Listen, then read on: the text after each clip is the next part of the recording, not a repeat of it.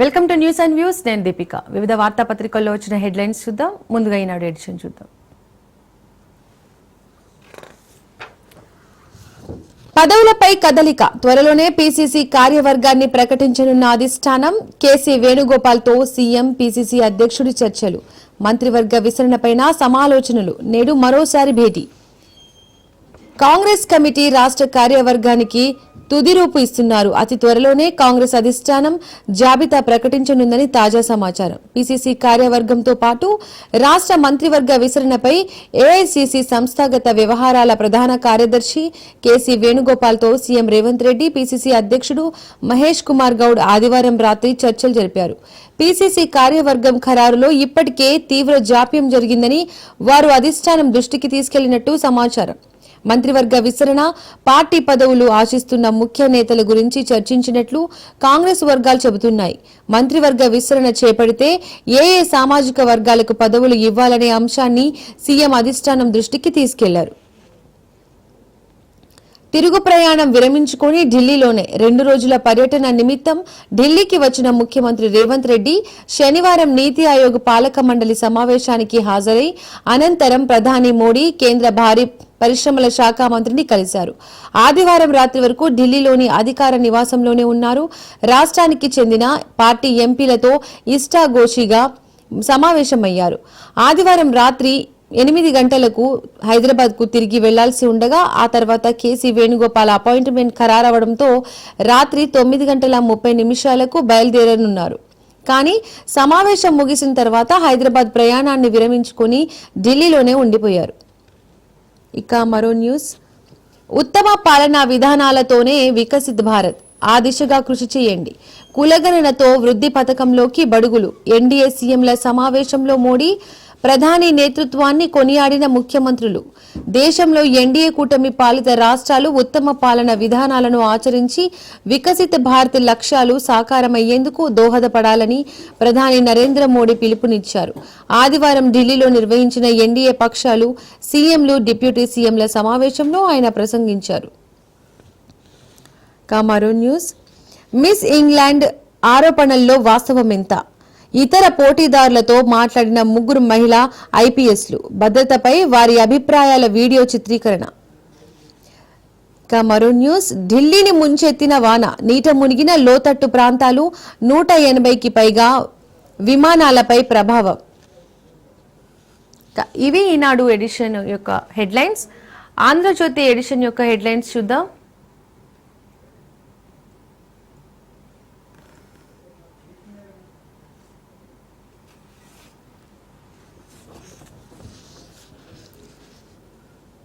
Party మీ జాగిరా, మీరేమైనా గుత్తపట్టారా?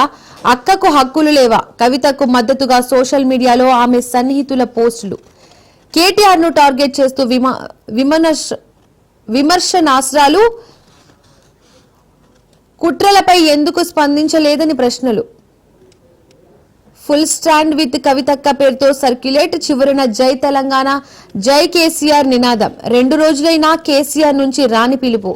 అధినేత నిర్ణయంపై బీఆర్ఎస్ శ్రేణుల్లో ఉత్కంఠ. కేసీఆర్ తో కేటీఆర్ భేటీపై ఆసక్తికర చర్చ. బీఆర్ఎస్ అధినేత కేసీఆర్ కు ఆయన కుమార్తె కవిత రాసిన లేఖ వ్యవహారం. కేసీఆర్ చుట్టూ దయ్యాలున్నాయన్న ఆమె వ్యాఖ్యలు ఆ పార్టీలో రోజురోజుకు మరింత చర్చనీయాంశంగా మారుతున్నాయి. కవితకు మద్దతుగా వాట్సాప్ సామాజిక మాధ్యమాల్లో పోస్టులు వెల్లువెత్తుతున్నాయి. కొన్ని పోస్టులు ఆమెకు వ్యతిరేకంగా కూడా వస్తున్నాయి. అయితే ఆదివారం కవితకు అత్యంత సన్నిహితంగా ఉండే ఒకరు పెట్టిన పోస్టు బీఆర్ఎస్ వర్గాల్లో తీవ్ర చర్చకు దారితీసింది. బీఆర్ఎస్ వర్కింగ్ ప్రెసిడెంట్ కేటీఆర్ ను టార్గెట్ చేస్తూ ఆ పోస్టు ఉంది. పార్టీ అంతర్గత విషయాలు అంతర్గతంగానే మాట్లాడాలన్న కేటీఆర్ పార్టీని వ్యతిరేకంగా బహిర్గతంగా మాట్లాడిందెవరో చెప్పాలని అందులో పేర్కొన్నారు. కవిత రాసిన లేఖను ఎవరు బహిర్గతం చేశారో చెప్పాలని డిమాండ్ చేశారు. తనపై కుట్రలు జరుగుతున్నాయని కవిత అన్నప్పుడు కేటీఆర్ ఎందుకు స్పందించలేదని ప్రశ్నించారు. ఇంకా మరో న్యూస్. అందాల బొమ్మలు కన్నీటి చెమ్మలు. 7 ఏళ్ల వయసులోనే బాలికలకు సుంటి, ఆ దురాచారంపై పోరు. 16 ఏళ్లకే అత్యాచారం బారిన హక్కుల కోసం ఆరాటం, ఊహ తెలియనప్పుడే లైంగిక వేధింపులు, వాటిపై పోరాటం, మిస్ వరల్డ్ పోటీదారుల్లో ఒక్కొక్కరిది ఒక్కో విషాదగాథ, విశ్వ వేదికలపై తమ వాణి వినిపించిన సుందరీమణులు. మిల్లా మ్యాగీ ఆరోపణలు అబద్ధం. ఆమె పాల్గొన్న ప్రతి కార్యక్రమం వీడియో స్వయంగా చూసా. ఎవరూ అసభ్యంగా ప్రవర్తించలేదు. బ్రిటన్ పత్రిక కావాలని చేసి ఉండొచ్చు.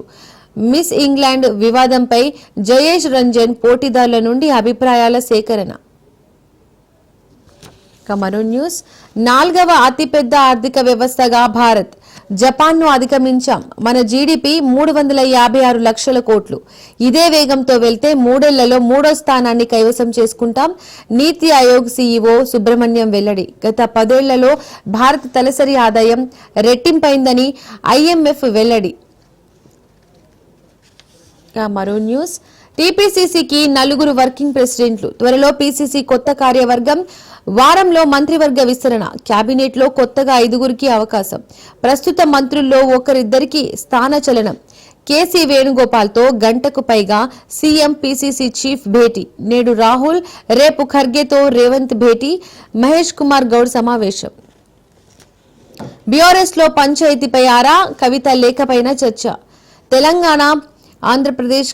తెలంగాణ ప్రదేశ్ కాంగ్రెస్ కమిటీ 4 వర్కింగ్ ప్రెసిడెంట్లు నియమించనున్నట్లు తెలిసింది. వీరి నియామకం విషయంలో సామాజిక సమీకరణాలకు ప్రాధాన్యమిస్తున్నట్లు సమాచారం. ఆదివారం సాయంత్రం ఢిల్లీలోని కాంగ్రెస్ ప్రధాన కార్యవర్గ సంస్థాగత వ్యవహారాలు కేసీ వేణుగోపాల్తో ముఖ్యమంత్రి రేవంత్ రెడ్డి, పీసీసీ అధ్యక్షులు మహేష్ కుమార్ గౌడ్ భేటీ అయ్యారు. ఈ భేటీలో ప్రధానంగా మంత్రివర్గ విస్తరణ, పీసీసీ కార్యవర్గ కూర్పుపై గంటకు పైగా చర్చించారు. ముందు నుంచి పీసీసీలో బాహుబలి కమిటీకి ప్రాధాన్యత ఇస్తారనే ప్రచారం జరిగిన తాజా భేటీ సందర్భంగా 10 నుండి 15% కోత విధించాలని కేసీ వేణుగోపాల్ సూచించినట్లు తెలిసింది. 4 వర్కింగ్ ప్రెసిడెంట్ల విషయంలోనూ సామాజిక న్యాయాన్ని పాటించాలని ఆయన సూచించారని సమాచారం. మరో న్యూస్. సినిమా సుపిత్త మావ. నటుల బ్యాక్గ్రౌండ్ మ్యాజిక్ అంతా ఏఐతోనే. కథ, స్క్రీన్ ప్లే, పాటలు, మాటలు దానితోనే. అద్భుతమైన అందమైన ఏఐ క్యారెక్టర్లు, నచ్చిన గొంతు, కావాల్సినట్టుగా సంగీతం, ఖర్చు లేకుండానే అందమైన లొకేషన్లు, మొత్తంగా ఏఐతోనే రూపొందించిన కన్నడ సినిమా లవ్ యూ.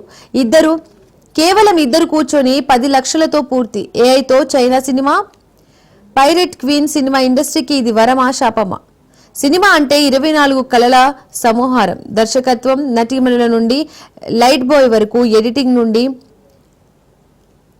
అందరూ కష్టపడితేనే ఒక సినిమా పూర్తి అవుతుంది. కానీ ఇద్దరు వ్యక్తులు ఓ గదిలో కూర్చొని 2-3 కంప్యూటర్లు పెట్టుకుని పూర్తి స్థాయి సినిమాను సిద్ధం చేసేస్తే కథ, స్క్రిప్టు దగ్గర నుంచి నటీమణులు, సంగీతం, పాటలు, గ్రాఫిక్స్ ఇలా మొత్తం 24 క్రాఫ్ట్స్ పని ఒక్కరే చేసేస్తే అది కృత్రిమ మీద చేసి చూపిస్తోంది.